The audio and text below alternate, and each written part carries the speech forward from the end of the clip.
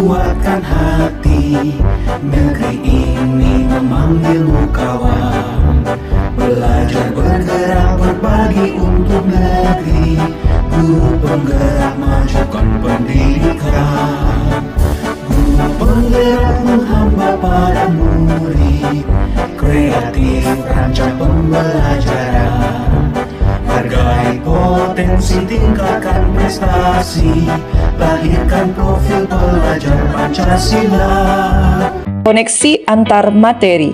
Modul 3.1 Pengambilan keputusan berbasis nilai-nilai kebajikan sebagai pemimpin oleh Wahyuni, CGP Angkatan 6, Kabupaten Asahan dari SMA Negeri 1 Air Batu.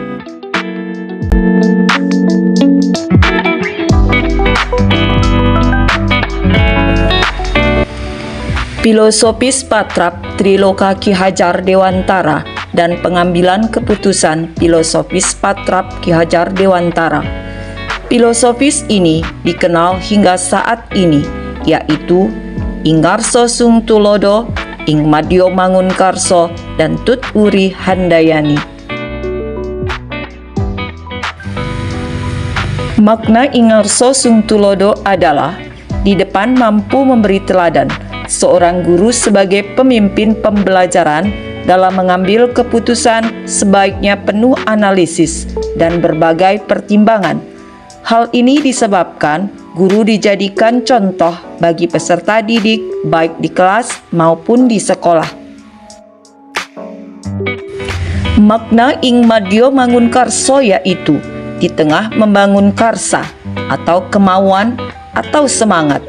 Maksudnya, keputusan yang diambil seorang guru sebagai pemimpin pembelajaran hendaknya bisa memberikan karso, kemauan, dan semangat bagi murid-muridnya. Makna Tut Wuri Handayani yaitu dari belakang mendukung.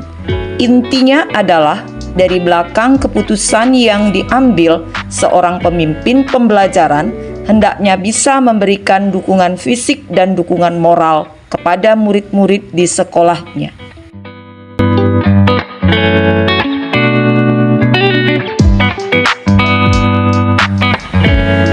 Nilai-nilai yang ada dalam diri kita tentu saja berpengaruh kepada prinsip-prinsip pengambilan keputusan yang kita ambil. Ketika seorang guru sudah kehilangan idealismenya dan mengutamakan kepentingan pribadi, atau seorang guru sudah tidak lagi menanamkan nilai-nilai kejujuran dalam kesehariannya, maka dalam pengambilan keputusan bukan tidak mungkin sebagai pemimpin pembelajaran guru lebih mengutamakan kepentingan pribadinya dibandingkan dengan tanggung jawabnya sebagai seorang guru.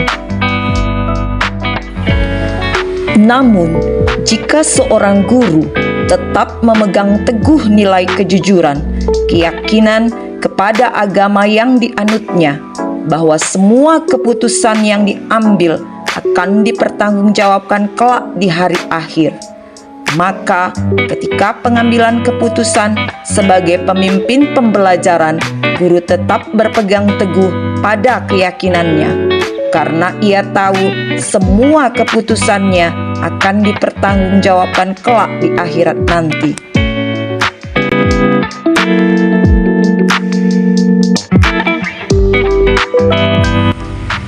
Pendampingan yang diberikan saat sesi coaching tentu saja sangat membantu guru sebagai pemimpin pembelajaran dalam mengambil keputusan.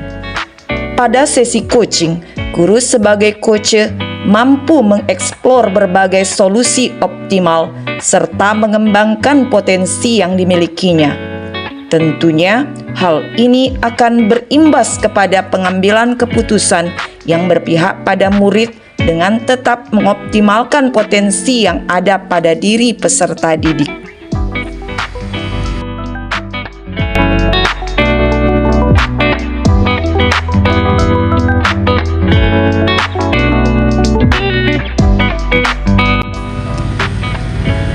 Kompetensi sosial dan emosional dalam pengambilan keputusan. Sebagai guru, sudah seharusnya kita memiliki kompetensi sosial emosional dalam memimpin pembelajaran di kelas atau di sekolah. Kompetensi kesadaran diri, pengelolaan diri, kesadaran sosial, keterampilan berelasi, hingga pada pengambilan keputusan yang bertanggung jawab, hendaklah berlandaskan kepada nilai-nilai kebajikan dan berpihak kepada murid.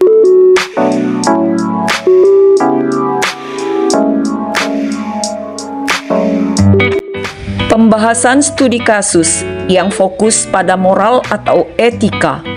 Sebelum mengetahui tentang paradigma dilema, prinsip resolusi, dan pengambilan keputusan, pembahasan kasus lebih ditekankan kepada nilai-nilai yang dianut oleh pendidik dengan pertimbangan lingkungan yang ada. Selain itu juga, pembahasan berdasarkan intuisi dan keyakinan yang dianut.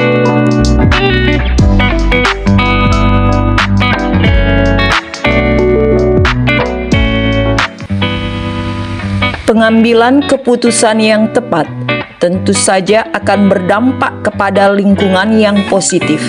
Hal ini akan berimbas kepada merdeka belajar. Ketika murid mampu memilah dan memilih hal yang baik dalam meningkatkan bakat dan mengembangkan potensi yang ada di dalam dirinya.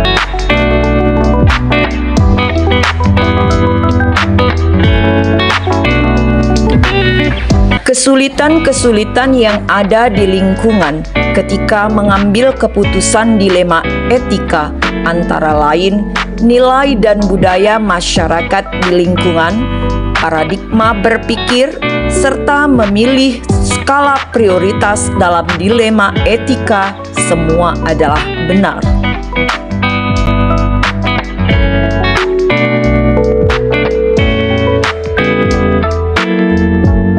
Keputusan yang diambil guru sebagai pemimpin pembelajaran tentu akan mempengaruhi kehidupan atau masa depan muridnya. Dalam menghadapi berbagai perbedaan-perbedaan yang ada dalam potensi murid, tentunya seorang guru harus memiliki kemampuan dalam pembelajaran berdiferensiasi.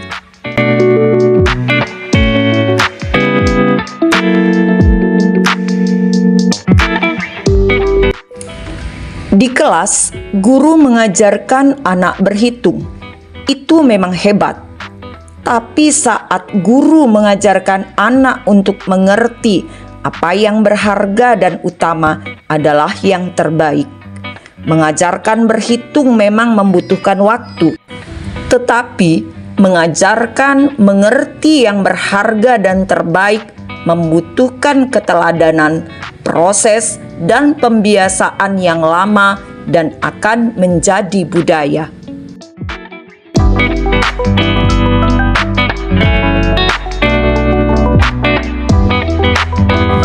Kesimpulan, guru sebagai pengambil keputusan mempunyai peran sentral sebagai pemimpin pembelajaran dalam mengajar dan mendidik anak, terutama dari budi pekertinya, budaya positif yang tumbuh di sekolah, kompetensi sosial emosional yang matang, tentu saja mendukung guru dalam mengambil keputusan di sekolah.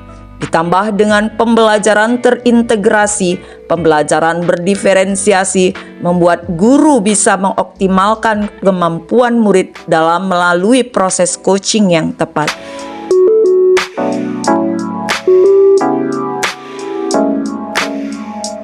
Pengambilan keputusan yang tepat, yang pertama, dengan melihat paradigma dilema yang terdiri dari individu lawan masyarakat, rasa keadilan lawan rasa kasihan, kebenaran lawan kesetiaan, jangka panjang lawan jangka pendek. Yang kedua, prinsip resolusi yang terdiri dari berpikir berbasis akhir, berpikir berbasis peraturan, berpikir berbasis rasa peduli. Yang ketiga, 9 langkah pengambilan keputusan yang terdiri dari 1. Mengenali nilai-nilai yang saling bertentangan. 2. Menentukan siapa yang terlibat. 3. Mengumpulkan fakta-fakta yang relevan. Yang keempat, pengujian benar atau salah yang terdiri dari uji legal, uji regulasi atau profesionalitas, uji intuisi, uji publikasi, uji panutan atau idola. Yang kelima, pengujian benar lawan benar. Keenam, melakukan prinsip resolusi. Ketujuh, investigasi opsi trilema. Kedelapan, buat keputusan. Dan kesembilan, lihat keputusan dan refleksikan.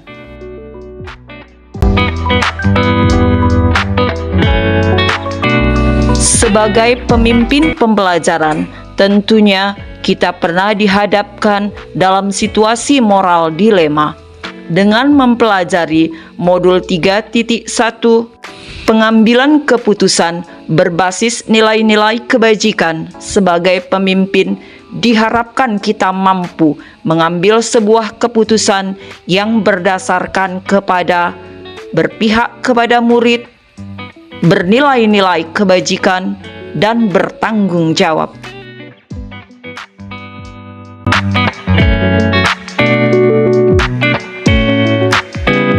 Setelah mempelajari modul ini, terdapat perubahan dalam cara pengambilan keputusan yang tepat dengan melihat paradigma dilema, prinsip resolusi, dan 9 langkah pengambilan keputusan yang tepat.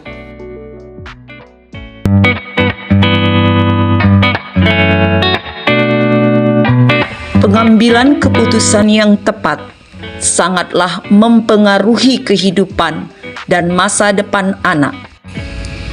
Oleh karenanya, sangatlah tepat bila kita mempelajari modul ini sebagai seorang individu sekaligus juga sebagai seorang pemimpin pembelajaran.